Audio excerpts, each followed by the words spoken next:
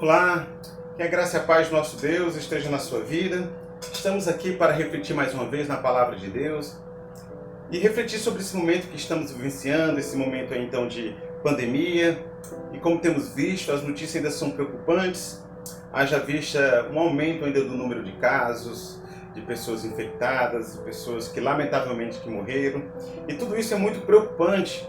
Estamos todos ansiosos, desejando que tudo volte logo à normalidade, mas ainda são tempos difíceis. E queremos refletir à luz da palavra de Deus, o que Deus tem a nos dizer diante disso tudo. Até porque existem pessoas que têm buscado interpretar este momento que temos atravessado, que temos vivido, como uma possibilidade de talvez ser um sinal de Deus para as nossas vidas, para o nosso tempo. E eu penso que uma calamidade como essa, ela tem sim algo a nos ensinar a partir de Deus, a partir das Escrituras Sagradas. E é importante buscarmos sim uma resposta para as nossas vidas em meio a tudo isso. E muitos têm questionado se uma pandemia como essa seria um sinal do fim dos tempos, um sinal do fim do mundo. Estaria então o mundo chegando ao seu fim? E sempre que se fala em fim dos tempos, em fim do mundo, um outro assunto que está ligado a isso é o surgimento, portanto, de uma figura chamada, de um personagem chamado Anticristo. Seria, portanto, essa pandemia uma indicação de que o Anticristo está surgindo? E antes de responder a esta pergunta, precisamos refletir em alguns textos das Escrituras sobre o Anticristo, para ver se aquilo que o texto diz a respeito dele tem a ver com esse momento que estamos atravessando. Apocalipse capítulo 13, versículo 1, diz assim: Vi uma besta que saía do mar, tinha 10 chifres e 7 cabeças, com 10 coroas, uma sobre cada chifre, e em cada cabeça um nome de blasfêmia. A nossa igreja ficou cerca de 4 a 5 meses estudando exaustivamente o Apocalipse. Portanto, eu não vou ficar me detendo em alguns detalhes, em alguns pormenores, porque já fizemos isso e acabamos recentemente. Mas quero pegar alguns textos que tratam a respeito do Anticristo para nossa reflexão. E diz o texto aí que viu uma besta que saía do mar.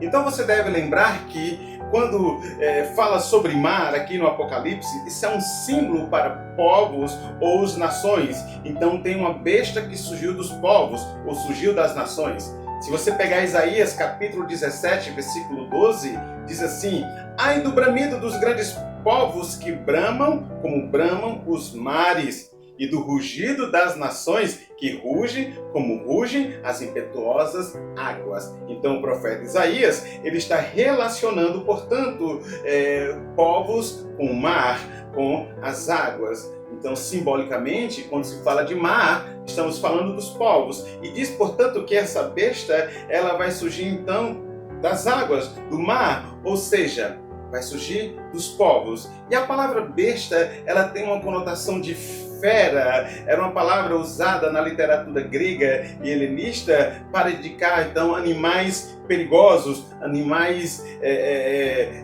que trouxessem um certo perigo na aproximação com o homem. Também tem a ver com seres animalescos ou então seres de natureza sobrenatural. Então, é isto que está falando a respeito do Anticristo. Ele é uma besta, ele é como uma fera, no sentido sobrenatural.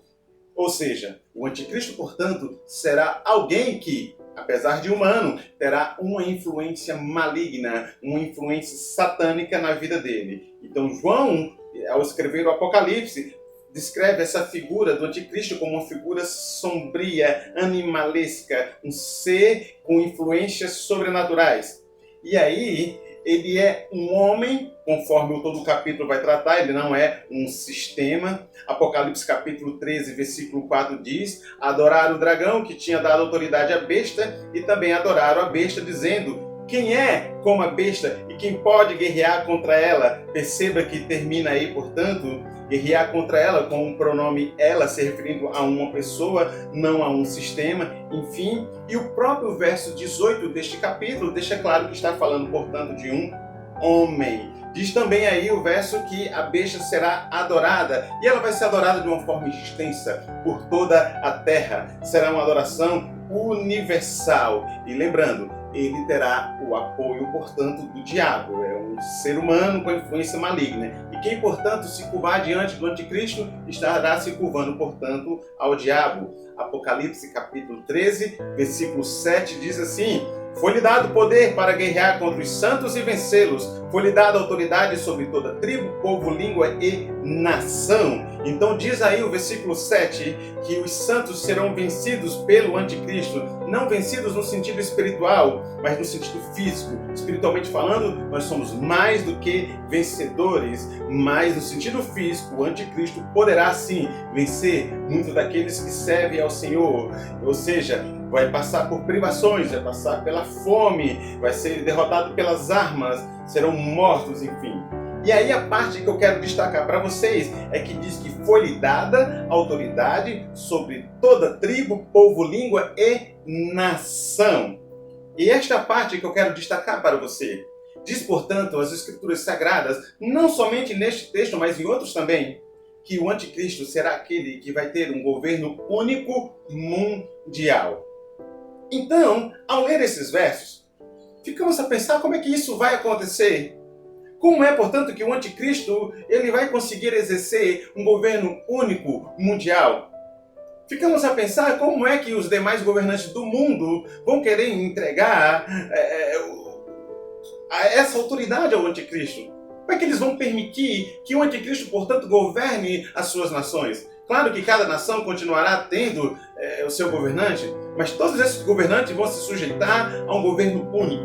E o que levará, portanto, isso a acontecer? E alguns especialistas dizem, portanto, que as calamidades descritas no capítulo 6 do Apocalipse até o capítulo 11 seriam, portanto, tão devastadoras na Terra, que seria esse o motivo que levaria, portanto, as nações a querer um governo único mundial e entregar, portanto, a uma pessoa, que a Bíblia chama, portanto, de anticristo. E aí, recentemente, nós vimos o ex-primeiro-ministro do Reino Unido, Gordon Brown, quando ele apresentou algo muito parecido com o que estamos falando aqui. Ele apresentou a proposta de um governo único, mundial, temporário. Ou seja, segundo ele, a solução para o combate desse vírus, dessa pandemia, da coronavírus, é a formação de um governo único mundial, provisório, temporário. Então, diante de uma proposta como essa, você não tem como ignorar o que a Bíblia já vem dizendo há 2000 anos. Os versos que vimos aqui deixam claro que o anticristo terá um governo único mundial. E aí vimos recentemente uma proposta como essa, para o combate de uma pandemia, ou seja, cada líder de sua nação não teria competência de sozinho resolver, então nomeia-se um único líder mundial, capaz de resolver tudo isso. E é bem verdade que as nações rejeitaram a proposta do Gordon Brown, porque cada nação acredita que é suficiente para resolver sozinho os efeitos da pandemia. Mas a pergunta que fica é, até quando? Até quando as nações se acharão capazes de resolver toda essa crise? Pode ser, e eu quero acreditar que sim, que as nações vão conseguir resolver o problema dessa pandemia, sem a necessidade da criação de um governo único mundial. Mas uma coisa que é fato e ninguém pode negar, é que a semente já foi plantada. Ou seja, a semente, a ideia de um governo único mundial, já foi semeada. E tudo é uma questão de tempo para que esta ideia ganhe força. E vamos pensar então nos seguintes problemas. Vamos pensar um monte de pessoas morrendo em vários países. Vamos pensar numa quantidade enorme de pessoas infectadas com potencial de infectar outros e potencial para a morte. Vamos pensar em tudo parado. As pessoas sem poder sair para trabalhar. E se algo não for feito, se algo não for colocado em prática para resolver tudo isso, logo viveremos em grande escala o desemprego. Viveremos a falta de recursos, viveremos a fome, a miséria, viveremos o caos social. Se as nações perderem o controle e tudo isso ocorrer, todas as pessoas afetadas diretamente vão clamar por um governo único mundial. Eu vou dizer o que eu penso disso tudo. O que eu creio. Eu penso que não será dessa vez que vai surgir um governo único mundial. mundial. Eu penso que esse vírus, essa pandemia, é só o início. É só uma amostra de algo que ainda virá. Quando virá, quando vai surgir, eu não sei. Se será nessa década, se será depois, se está próximo, eu não sei. Eu sei que, com base na palavra de Deus, que coisas maiores virão. Coisas maiores vão acontecer.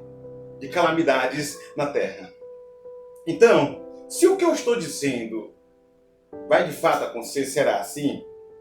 Se não for nessa pandemia na qual estamos atravessando, outra coisa pior vai acontecer, outras maiores, que vai gerar uma crise tal no mundo que as pessoas vão clamar para o surgimento de um governo único mundial capaz de resolver todas as coisas.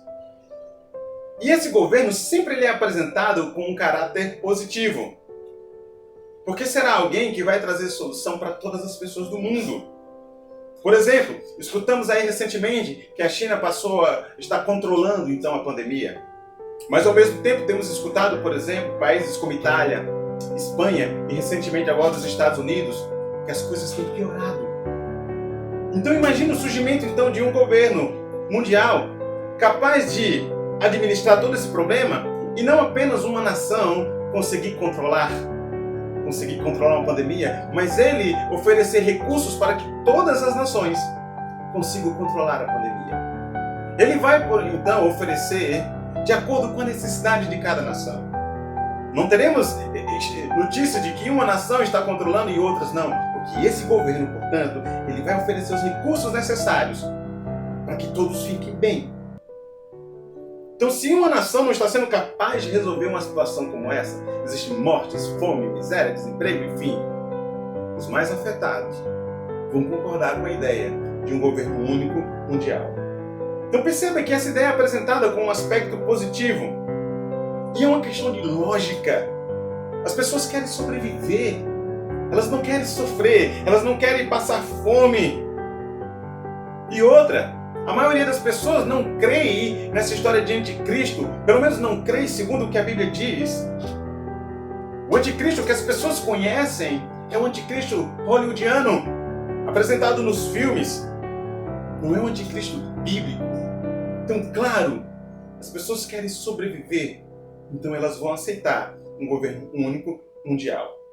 Penso que esse vírus foi o primeiro sinal que apontou a necessidade de um governo único mundial. E se surgir algo maior, e certamente irá surgir, as pessoas vão clamar para que este homem surja e resolva todas as coisas. Talvez não seja no meu tempo, talvez não seja no seu tempo. Eu sei que tem uma idade equiparada à minha. Talvez seja no tempo dos nossos filhos, ou quem sabe dos nossos netos. Mas uma coisa é certa, a ideia já foi semeada. Talvez você ache que seja tudo uma grande coincidência o que a Bíblia já disse há 2000 anos, com o momento presente, com a proposta do Gordon Brown. Talvez você ache que eu estou exagerando, mas eu prefiro acreditar que os sinais estão se cumprindo. E de forma alguma eu estou a dizer que a grande tribulação já está para iniciar. Também eu não estou dizendo que o anticristo vai surgir agora. O que eu estou dizendo é que a Bíblia fala do surgimento de um homem que será o anticristo, que ele terá um governo único, mundial. Vai governar, vai ter autoridade sobre todos os povos, línguas, tribos e nações. E ele vai surgir por conta das calamidades que a terra estará vivenciando. Ele vai trazer solução a princípio. Mas este homem, segundo a Bíblia descreve, ele é oposto a Cristo. Ele se opõe a Cristo. Ou seja, ele é inimigo de Deus. Consequentemente, inimigo daqueles que serão fiéis a Jesus. A proposta, portanto, do Gordon Brown não foi acatada. Mas é certo que a ideia já foi semeada. E eu quero refletir, portanto, com vocês em algumas lições importantes sobre tudo isso. Primeiro, nós não temos que temer o anticristo. O anticristo não é algo que temos que temer. Aliás, se o anticristo tivesse de surgir agora, isso para nós implica que o fim de todas as coisas está muito próximo. Se o anticristo surgisse agora, isso implica dizer, portanto, que a eternidade para nós está muito próxima de acontecer. O genuíno cristão não tem que temer a ação do anticristo, porque nós sabemos que no momento que ele surgir, o fim de tudo está muito próximo e nós haveremos de viver com Cristo eternamente. Portanto, não tema o anticristo. O único mal que ele conseguirá fazer com aqueles que amam a Jesus é um mal físico. Mas quanto à alma, quanto ao espírito, ele não tem o que fazer. E implica dizer que o surgimento dele abrirá as portas da eternidade para todos nós. Uma outra reflexão é que todo tempo de calamidade permite, portanto, ao homem aproximar-se mais de Deus. Se você olhar, portanto, a história de Israel, você vai perceber que em diversos momentos a nação passou por calamidades. Passaram por guerras, foram perseguidos, veio doenças, peste, fome. E a Bíblia diz que tudo isso acontecia porque o povo estava distante de Deus e Deus estava dando uma oportunidade das pessoas se aproximarem de Deus. Eu não estou dizendo que isso que está acontecendo no mundo é porque você está distante de Deus e Deus está querendo que você se aproxime dele. Quem tem que dizer como está a sua vida relacional é você mesmo. Como está a sua vida com Deus, quem julga é você. Cabe a cada um olhar para si mesmo.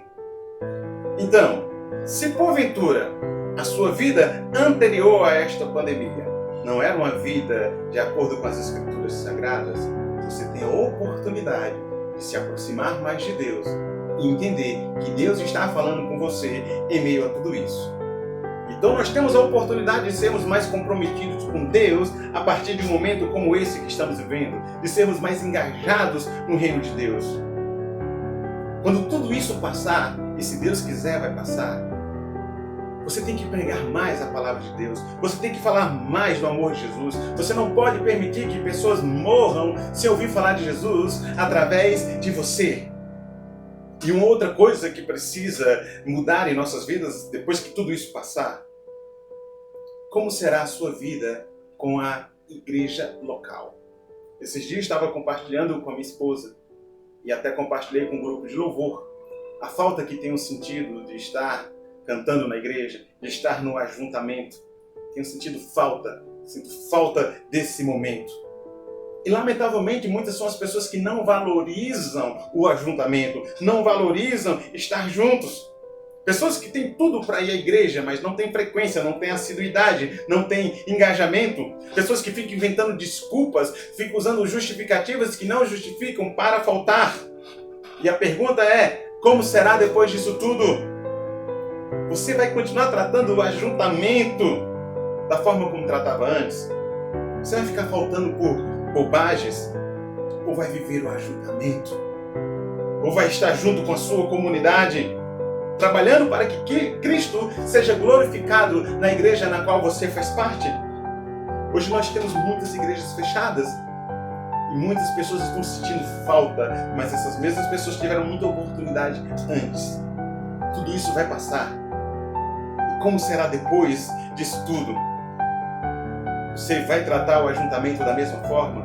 Ou vai ser alguém que vai valorizar os cultos, as mensagens, as pregações e tudo que é feito para você na sua igreja local? Lamentavelmente, muitas pessoas são resistentes à voz de Deus. É Deus falando na calamidade através da pandemia, e elas resistem. Existem pessoas que não vão mudar depois que tudo isso passar. E a história deixa claro isso, porque outras pandemias já existiram. E tem pessoas que saíram piores, oferecendo o pior de sua existência ao mundo. Mas a questão aqui é: e você? E eu? Como seremos depois que tudo isso passar? Não resista à voz de Deus.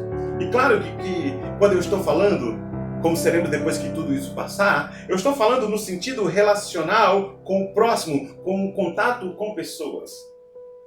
Mas você e eu temos que ser diferentes já no hoje, já no momento que estamos aqui.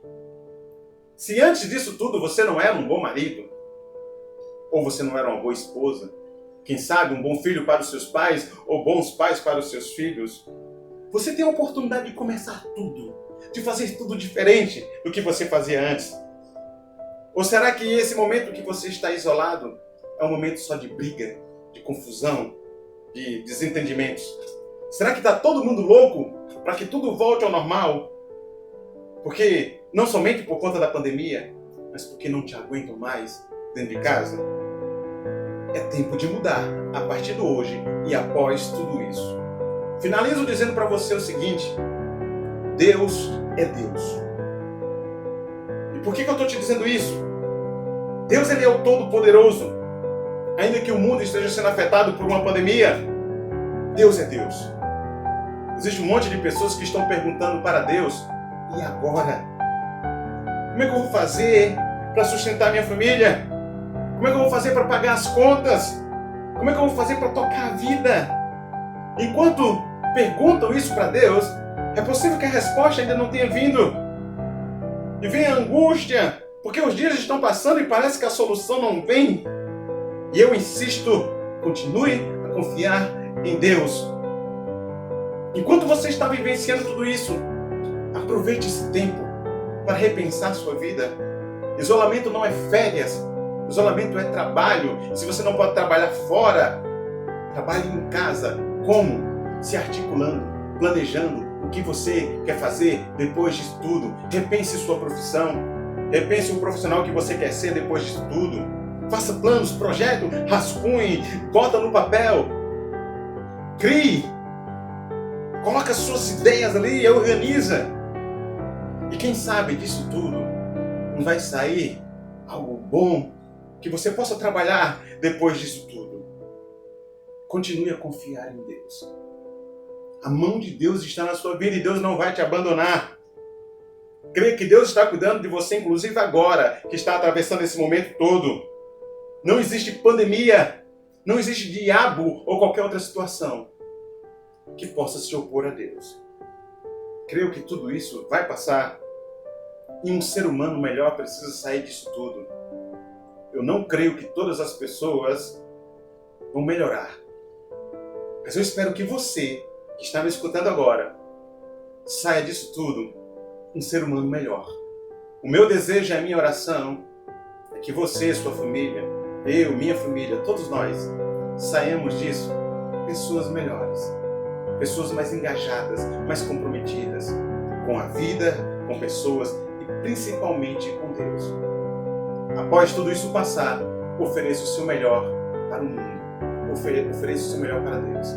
Esteja presente na sua igreja local, seja mais assíduo, mas principalmente viva para Deus e sirva a Deus.